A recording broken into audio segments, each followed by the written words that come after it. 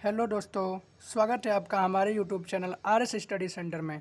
इस वीडियो में हम पाइथागोरस प्रमेय का जो विलोम है उसे सिद्ध करेंगे। पाइथागोरस का प्रमेय का जो विलोम है वो आपको ऐसे लिखा हुआ मिलेगा, आपको इसको पढ़कर सिद्ध करना रहेगा। कैसे सिद्ध करेंगे, देखिए सबसे पहले पढ़ लेते हैं हम लोग इसको। यदि किसी त्रिभुज के एक भुजा का वर्ग, मतलब एक त्रिभुज दिया हुआ है और उसके एक भुजा का वर्ग, मान लेते हैं हम लोग इस भुजा का वर्ग दो भुजाओं के वर्गों के योग के अगर बराबर है ना, तो पहली भुजा का जो सम्मुख कोण है वो समकोण होता है। क्या कह रहा है कि एक कोई त्रिभुज है और उसमें जो पहली भुजा है ये AC, इसका जो ये जो पहली भुजा है इसका वर्ग जो है ना, वो त्रिभुज के अगर अन्य दो भुजाओं के वर्गों के योग के बराबर होगा, तो इस भुजा के सामने वाला कोण कैसा होगा? समकोण होगा। ठीक है, अभी मैं इसको बना नहीं सकता, समकोण होगा, ये मुझे सिद्ध करना है। मतलब मुझे नहीं पता ये समकोण है कि नहीं है, बट ये सिद्ध करना है। लेकिन हमको शर्त क्या दिया हुआ है? हमें ये शर्त दिया गया है कि AC का वर्ग बराबर है AB का वर्ग प्लस BC के वर्ग के। ठीक है ना। और मुझे सिद्ध क्या करना है? मुझे कैसे भी इस कोण को 90 डिग्री दिखाना है। तो सबसे पहले आप लिख दीजिएगा, दिया है त्रिभुज ABC में AC का वर्ग त्रिभुज के अन्य दो भुजा मतलब AB के वर्ग प्लस BC के वर्ग के योग के बराबर है। सिद्ध क्या करना है? मुझे कैसे भी इस त्रिभुज को क्या दिखाना है? समकोण त्रिभुज दिखाना है। क्योंकि बोला है ना कि पहली भुजा, यही थी ना अपनी पहली भुजा, पहली भुजा का सम्मुख कोण क्या होना चाहिए? 90 डिग्री का होना चाहिए। तो पहली भुजा के सामने वाला कोण B है, तो ये मुझे क्या दिखाना है? 90 डिग्री का दिखाना है। अब कैसे दिखाएंगे? उसके लिए मुझे करना पड़ेगा रचना। तो मैं रचना लिख लेता हूँ। देखिए मैंने रचना में क्या किया, मैंने AB के बराबर PR तथा BC के बराबर PQ खींचकर एक त्रिभुज PQR बनाया, जिसमें एंगल P कितने डिग्री का है? 90 डिग्री का। तो ये मैंने लिख दिया, मैं यहाँ खींचता हूँ। ठीक है। अच्छा, AB के बराबर क्या खींचना है? PR। मतलब यहाँ पे मुझे कितना लंबा PR एक डंडी खींचनी पड़ेगी। तो देखो मैं खींचता हूँ साथ साथ में। क्या खींचना है? PR। तो AB के बराबर ना, तो ये हो गया अपना PR। ओके, क्या नाम है इसका? PR। अब क्या बोल रहा है? BC के बराबर PQ। तो लो हम लोग ये मान के चलते हैं, ये BC के बराबर क्या है? PQ खींच दिया हम लोग। ओके, एक मिनट, एक गलती हम लोग ने कर दिया।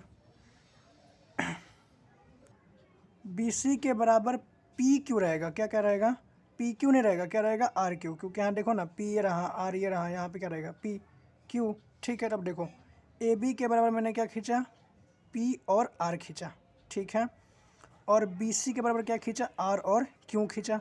इससे मैंने क्या किया? एक त्रिभुज PQR बनाया। अगर मैं इसको मिला दूंगा ऐसे, एक त्रिभुज PQR बन जाएगा कि नहीं बन जाएगा? बन जाएगा। जिसमें एंगल जो P है, एंगल P नहीं, एंगल R, एंगल R कितने डिग्री का रहेगा? 90 डिग्री का रहेगा। ये सब मैं मान रहा हूँ, खुद से कर रहा हूँ, हाँ, रचना से, कि AB को मैंने PR के बराबर खींचा है, BC को मैंने RQ के बराबर खींचा है, और बाद में इससे मैंने त्रिभुज PQR बनाया जिसमें एंगल R क्या है? 90 डिग्री है। ये सब मैं रचना से किया हूँ। ठीक है। अब इससे सिद्ध कैसे होगा वो आगे देखते हैं। तो अब हम लोग इसको सिद्ध करेंगे।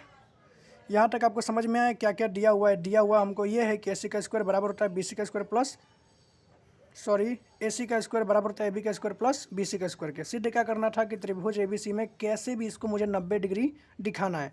तो इसके लिए मुझे रचना करना पड़ा क्या, कि AB के बराबर PR खींचना पड़ा और BC के बराबर RQ खींचना पड़ा, तथा इसको मैंने मिलाकर एक त्रिभुज PQR बनाया, जिसमें मैंने एंगल R को 90 डिग्री बताया है, कि जिसमें एंगल R 90 डिग्री है। अब सिद्ध करेंगे हम। अच्छा, मैंने रचना से ही ये जो भी किया, इससे मैंने एक समकोण त्रिभुज बना लिया, क्योंकि ये 90 डिग्री है। तो जो भी त्रिभुज समकोण त्रिभुज होता है उसमें आपको एक बात तो पता होगा कि कर्ण का स्क्वायर बराबर होता है आधार का स्क्वायर प्लस लंब के स्क्वायर के। ठीक है, होता है ना। पाइथागोरस प्रमेय में यही सीखे थे ना हम लोग कि समकोण त्रिभुज में कर्ण का स्क्वायर बराबर होता है आधार का स्क्वायर प्लस लंब के स्क्वायर का।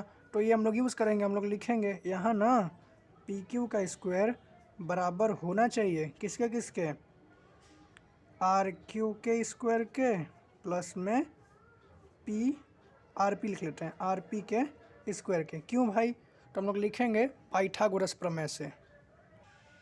ओके, आप पहले पाइथागोरस प्रमेय को अगर आप सिद्ध करना जानते हैं तो ही इस प्रमेय को देखिएगा, क्योंकि पाइथागोरस प्रमेय अगर आपको सिद्ध करने आएगा तभी आपको ये समझ में आएगा। क्योंकि आपको पता है ना पाइथागोरस प्रमेय क्या होता है, कर्ण का स्क्वायर बराबर होता है आधार का स्क्वायर प्लस लंब का स्क्वायर का। इससे पहले वाला जो हम लोग ने प्रमेय सिद्ध किया था उसमें यही सिद्ध किया था।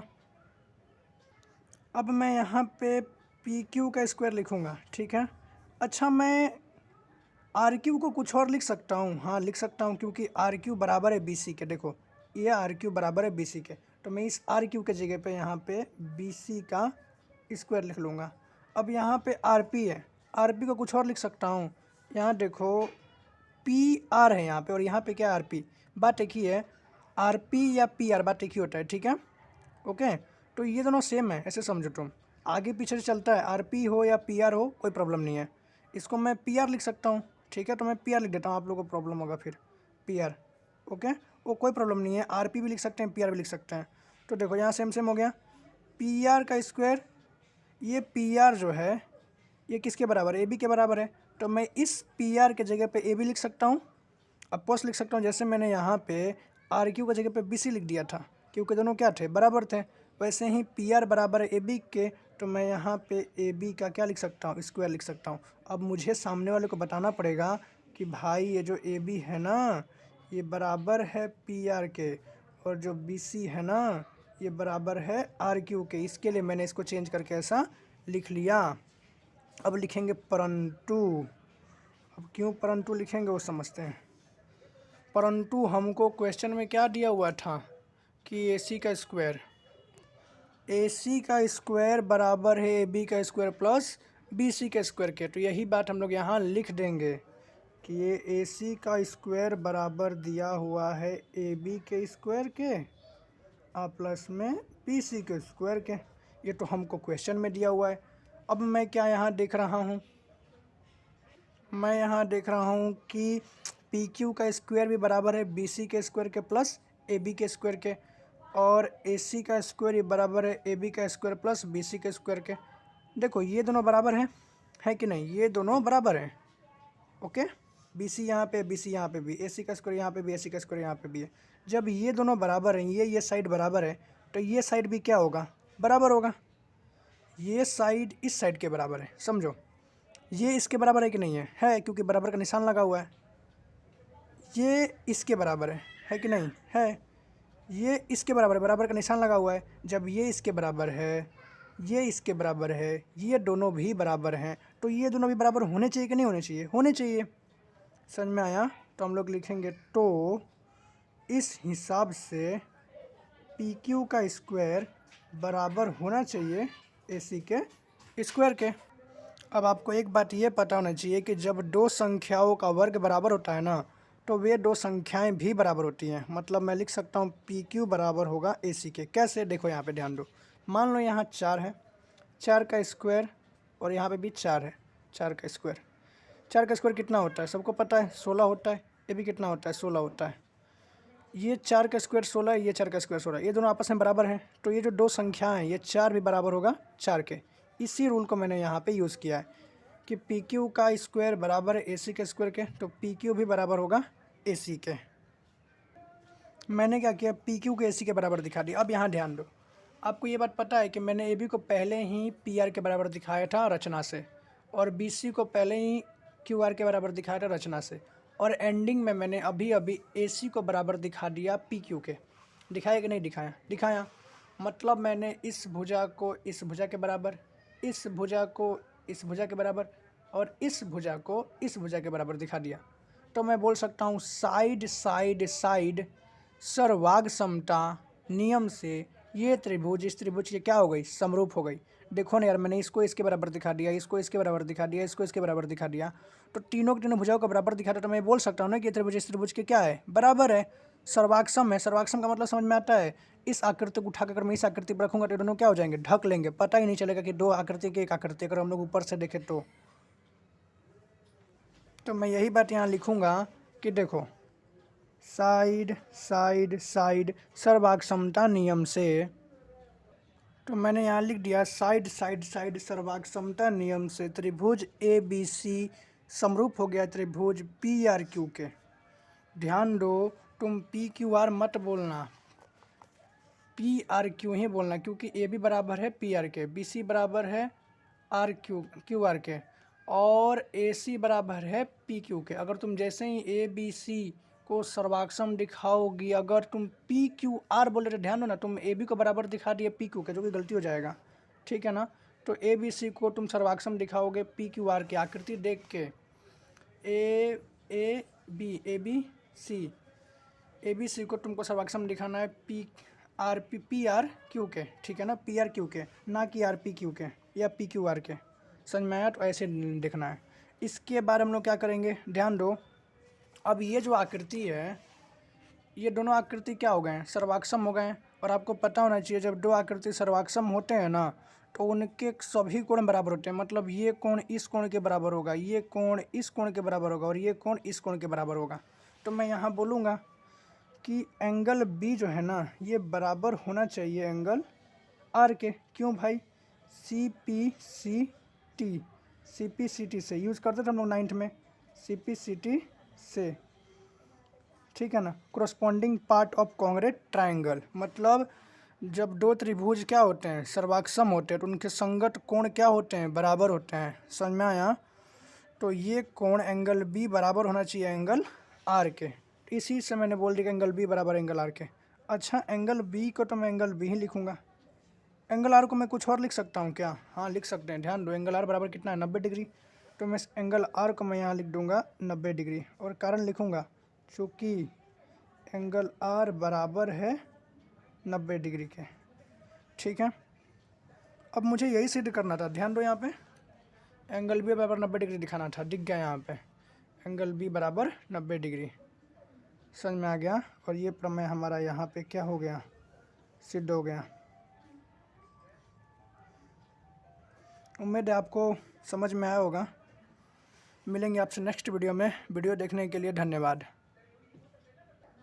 एक बार वापस से रिकैप कर लेते हैं। क्या दिया हुआ था हम लोग को कि अगर कोई समकोण, एक त्रिभुज, एक क्या है, त्रिभुज है जिसमें एक भुजा का वर्ग, त्रिभुज के अन्य दो भुजाओं के वर्गों के अगर योग के बराबर है, तो जो भुज वर्ग है ना, वो जो पहली भुजा है ना, उसके सामने वाला कोण क्या होगा, 90 डिग्री का होगा। ये हमको सिद्ध करना था। तो मैंने लिखा, दिया हुआ है त्रिभुज ए बी सी में ए सी का वर्ग बराबर है ए बी का वर्ग प्लस बी सी के वर्ग के। सिद्ध क्या करना था, त्रिभुज ए बी सी में एंगल बी 90 डिग्री है, ये मुझे सिद्ध करना था। इसके लिए पूरा का पूरा काम ये डिपेंड करता है रचना पे। रचना में क्या किया, ए बी को बराबर दिखा दिया पी आर के, और बी सी को बराबर दिखा दिया आर क्यू के। खींच कर एक त्रिभुज पी क्यू आर बनाया। तो मैंने इसमें क्या बना लिया, त्रिभुज पी क्यू आर बनाया, जिसमें एंगल आर को मैंने 90 डिग्री बताया कि जिसमें एंगल आर कितना है, 90 डिग्री है। जब ये 90 डिग्री है, तो मैंने देख क्या रहा हूँ कि यहाँ पे एक समकोण त्रिभुज बन रहा है। तो मैंने बोला कि ये एक समकोण त्रिभुज है। तो हमको पता है समकोण त्रिभुज में क्या लगता है, पाइथागोरस प्रमेय लगता है, थ्योरम लगता है ना, कि पी क्यू कर्ण का स्क्वायर बराबर होता है आधार का स्क्वायर प्लस लंब का स्क्वायर के। तो पी क्यू का स्क्वायर बराबर हो गया आर क्यू का स्क्वायर प्लस आर पी के या पी आर के स्क्वायर के। किससे? पाइथागोरस प्रमेय से।